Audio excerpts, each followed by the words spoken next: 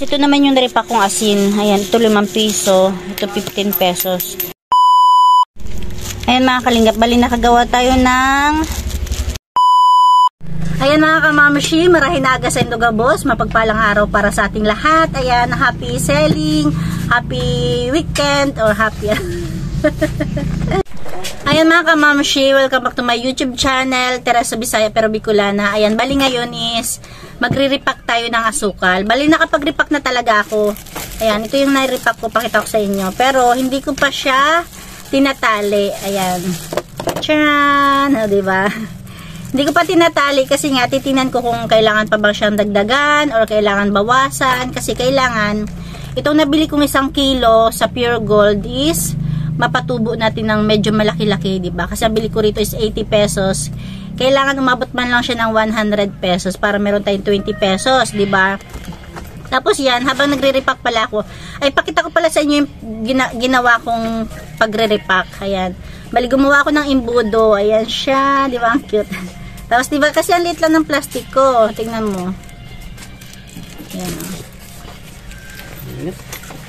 O, diba? Ayan lang siya. Para madaling pumasok. Ito, ganito lang siya, o, diba? Ayan, pakita ko sa inyo. Ito yung asukal natin. Tapos, 1 kutsara. O, diba? Tapos, pangalawang kutsara. O, diba? Parang bawas. Diyan, ganyan siya, o, diba? Ayan.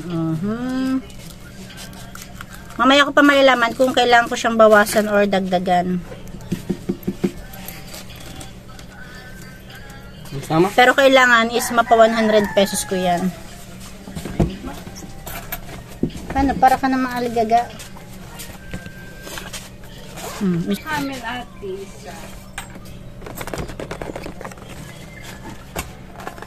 Barya lang yan?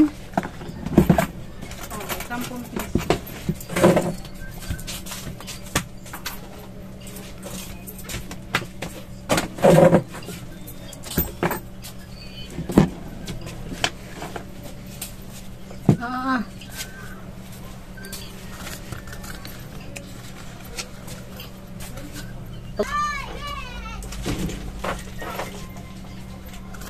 Ayan, di ba?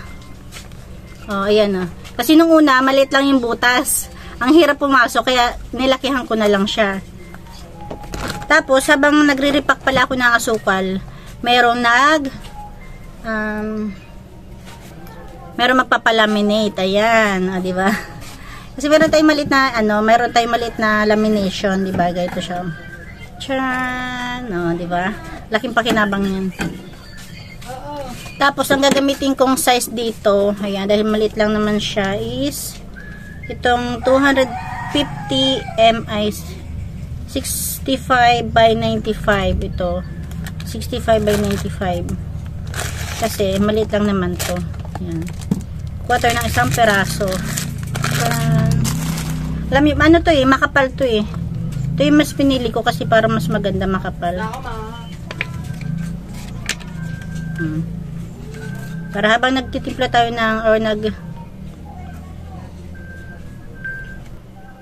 tapos syempre, tatabi ko muna yan kasi mamaya ko yan gagawin. Tutuloy ko yung pagre-repack ko ng asukal. Ayan, nakailan na ako. 1, 2, 3, 4, 5, 6, 7, 8, 9, 10, 11, 12. Ayan. 12 pieces. Bali 12 pieces na yung naripak ko. Tapos meron pa naman, diba? Marami-rami pa to. Patuloy na natin. Diba? Ito lang siya, yung plastic. Tapos yung aking impudong ginawa. Pasok mo lang siya. Kasi may pakita sa inyo. Kasi ang camera ko. Wait, ibaba natin. Ayan, bali binaba ko yung camera. Ito. Tapos meron lang dito syempre kasi baka matapon. Tapos ito yung asukal ko. Ayan siya. 1 kutsara. Nanginginig pa. Pasensya nyo na, pasmado lang. O, diba? Siya, agad. Pag hindi pumasok, ganyan mo lang para pasok agad. Ano, napakot na yung kamay ko. Ano siya?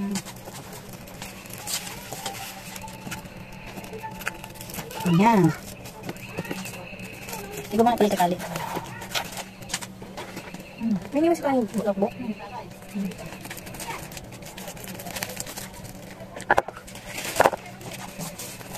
Una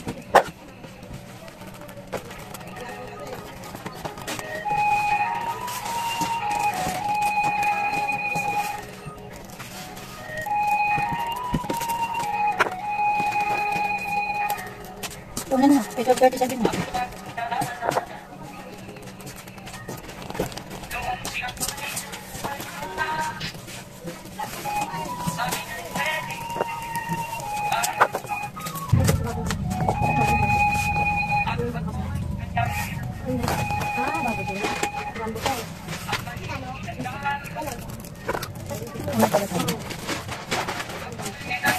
Opo. Opo, wapak mo bibili ka? Wala. Ay, meron pa naman eh. Pero walang stock. Sabi ko, pwede. Oo, pag ano, pag mag-live kasi kayo, mag-share kayo sa GC, may kumanta man sa wala, okay lang yun.